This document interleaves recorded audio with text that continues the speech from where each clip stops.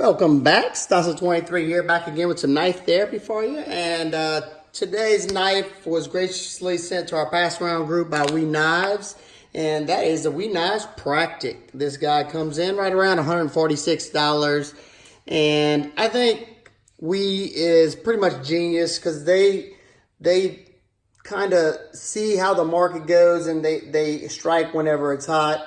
And this is a very interesting, idea on their part. So let's dive into it. Yeah, this just a classic drop point blade shape with a satin finish on there.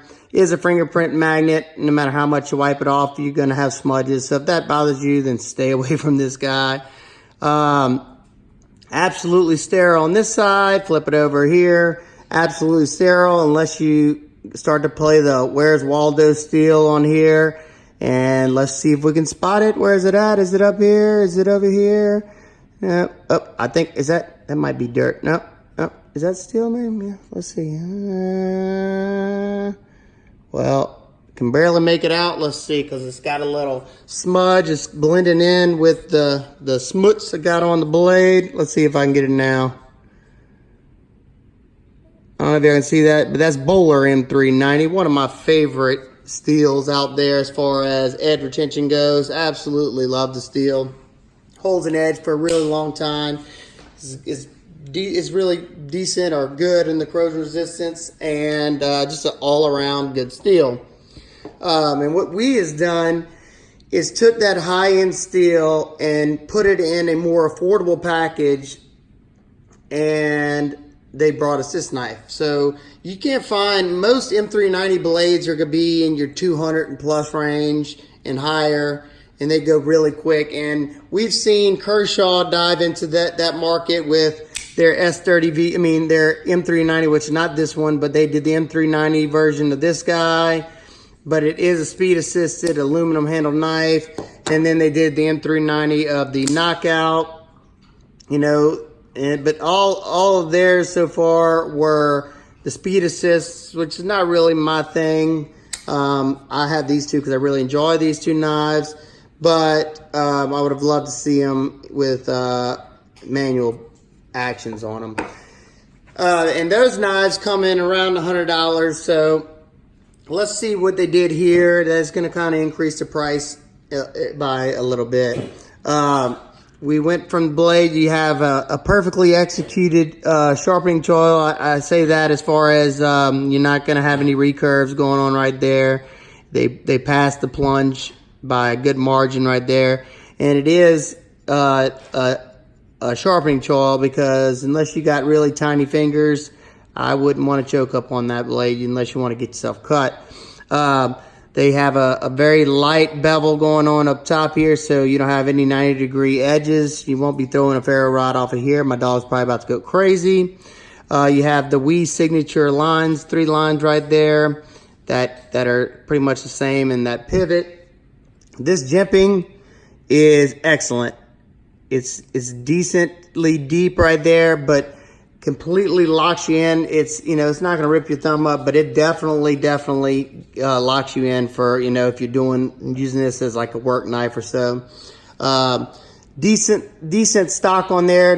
It's not overly thick, and coupled with a nice deep hollow grind right here. Let me show you. I don't know if it'll come through, but look how deep this hollow grind is, which makes for a really nice slicer. If you want to tell if a knife is a hollow grind or a flat grind, just take a flat ruler, and you see that dish that you can see right there. I don't know how well it's coming through, but you see how you can see the hollow grind perfectly right there. Now sometimes it's not that easy because it's a very light hollow grind. It's not very, very thick, but there you go. And I think the blade stock's about 3 millimeters, which is perfectly fine for this high height hollow grind. And my calipers read behind the edge thickness of 19,000. So this thing has been slicing just great because you don't get to that full thickness till all the way up here. So you don't have a terrible wedge effect, especially since you're not rocking 4 millimeter blade stock. So they did a good job on that. We talked about everything on the blade. You do have a nice precise point for piercing. Let's go into the flipper tab real quick. Excellent execution on this flipper tab. See how it's canted back like this, and you have your jimping. You don't have any sharp spot. You just, especially for your light switch, you just pull back on it. No thought necessary, just pull back. And they've kind of rounded that tip off right there. And if you want to do your push button, you can load up and push button. I get about the same flip. Well, you get a little bit more from loading up, but I mean, you're building up pressure behind there, so you should get a little bit more. You have, let's close it up. You have this G10. You have G10 slabs over a stainless liner lock. There's not a whole lot of grip. I like the texture on here. I'm trying to think if I have any knives nearby that resemble this. Kind of like some of the Benchmade G10. It's got a, it's got traction, but it's not going to tear up your hands or anything like that. To me, it's light traction. You have the WE logo pivot right there. Excellent T8 hardware. Nice, if you're a lanyard guy, there you go, you're set up. You have tip up, left or right-handed, so they were thinking about you on this one, lefties. You have a G10 backspacer, and they did like a blue coloring on the stainless liners. And what is that resembling of? Let's see. Maybe the Civivi knives? There you go. So basically, in my eyes, this is a Civivi knife with high-end steel. So and this knife was made before they started doing the Civivi knives. So I don't know if they would classify this one as a Civivi, high-end Civivi. I don't know. But kind of blurs the lines there. But very, very similar in action and internals and stuff like that. But still is a completely different beast there. Your blade centering is pretty close. It's a little bit off to the right, but I'm the last person to get this knife, so it might have loosened up a little bit. Blue anode hardware. I think this is steel hardware. I'm not certain on that, but you do have a titanium pocket clip. Love the retention on their milled titanium pocket clips. Fits great. Let's see what it looks like in a pocket, or simulated pocket, shall I say. Goes in and out so easily. Not much at all sticking out. Comes out easy enough, but I'm not fearing that it's going to slide out of my pockets. And with your slanted pockets, same thing going on. And see how they have this portion right here that is not going to create tension pushing down on that clip. You have a perfect amount to pull it out. And like I said, if you're a lanyard guy, you'll still be able to use your lanyard. Talk about that awesome flipper tab. There's your lockup right there. 100%, pretty much 100% underneath the tang of the blade, and probably 30% of the blade going over. That's perfect in my eyes. I definitely like to see it at least 100% underneath that tang. Look, you got a ton of skeletonization in there on both sides. They're doing whatever they can to lighten this knife up. Pretty much a flow-through construction. You have this, quarter backspacer right here. If you look closely, you can see that these stainless liners are, they look like they're crowned. It's hard to, I think they're definitely, they're definitely softened. You have absolutely no sharp edges other than the blade on this knife.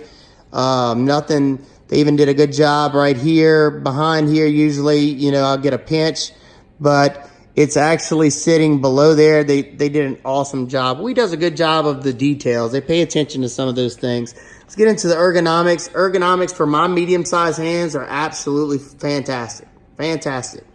Now, if you had an extra large hand, maybe not. I don't know if I said this is a 7.5 inch total length, so it's a mid-size EDC with a 3.25 inch blade. The handle's a 4 inch. The grip area is 3 7/8, and your thickness is pretty standard, 0.51, so nothing out of the ordinary there. Let's get some. We talked about real quick. Talk about the ergos. The ergos are great here, great there. Here, like I said, overall, excellent. Like, if you need a good work EDC and you want to have some premium steel, but you definitely need to know how to touch up or sharpen M390 if you're going to dive into that, or have the equipment that will allow you to sharpen it. So let's get into some size comparisons. I don't know why, but it looks like I got like a fisheye going on. Y'all let me know if it looks like this doesn't look normal. Let's see, I don't know. Whatever. I'll have to watch it back. But let's get some size comparisons and some competition. I think with this knife, they kind of, let's act like this Para 3 is the Bento Box Shop M390. And it's they kind of did what Spyderco is doing. You have, with the Bento Box Shop, you have blue G10 with stainless compression lock with the M390 blade. Pretty much the same format as this goes, except it's a flipper with bearings. But you got the same steel, stainless liners. And I think the Bento Box Shop M390 version is $155. So, you know, they definitely priced it competitively, very competitively in my eyes. And there you go. It is a little bit longer than the Para 3, not by a whole lot. And going as far as size and kind of the same aspects, you have pretty much the same things going on except the bearing pivots and stuff. Except you have M390 here and you have S30V here. This guy I think is 114 retail, and it comes with a polymer scale, and you have G10 here. So, you know, you're making up for that price difference. I definitely, like I said, definitely think it was well priced. Now, if you wanted that M390, you wanted to bump it up with a, you know, more flash, more quality, I mean, you know, more higher end materials, you can go with their Minotaur. But you're getting, you know, full titanium frame lock with the carbon fiber inlays, M390 blade, you know, different beast. And let's compare it with its Civivi brethren.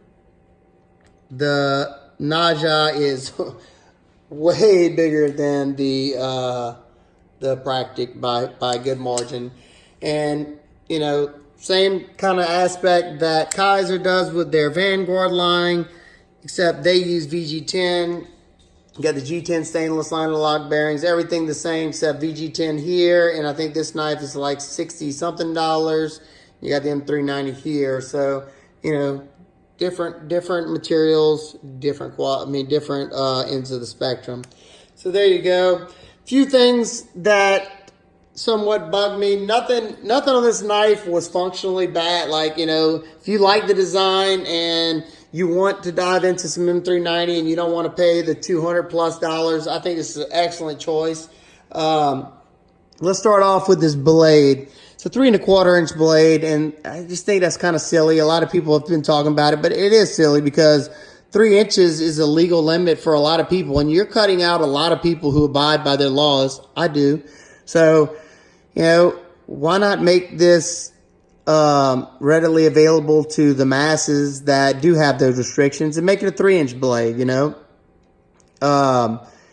Or go all out, make it a 3 1/2. You know, I think it should be, you know, I think it should have to be either 3 inch, 3 1/2, or up. You know, it just doesn't really make sense to me. I don't know if it's thought out or not, or, you know, the design just doesn't work that way. I don't know.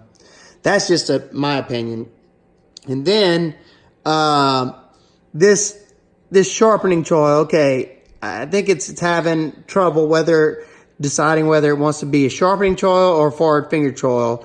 Because if it's just a sharpening choil, you can see that plunge comes way back here. You could have, you know, gave us more edge, almost an 1/8 inch more edge, or extended it about 1/8 of an inch and had a human size forward finger choil. You know, I don't know, maybe the people in their factory, you know, being that they're smaller, maybe their fingers fit in there. I don't know. Just not hurting the functionality, and I do rather see that than a wonky edge termination. So just know that. I'm just saying that could have been something that could have helped it out some. And another thing that I don't really get the color scheme. You know, I don't mind the green, but the green and the blue, and it's not just the green and the blue. You have all kinds of different color blue. You have this 2 darker blues here, and of course that one's faded. But if you flip it over here, you have this electric blue going on here. You have this dark blue going on here. And this is a polished, like, you know, blue look. Then you have this satin matted blue, and then you have this blasted blue that's darker. It just seems like they went with a whole bunch of different colors, and I don't know. It just throws my OCD tendencies off. The action on this guy is just okay. And I think it has something to do with, you know, kind of like the Civivi knives when they doing the stainless liner locks, being that you don't have a huge thick liner.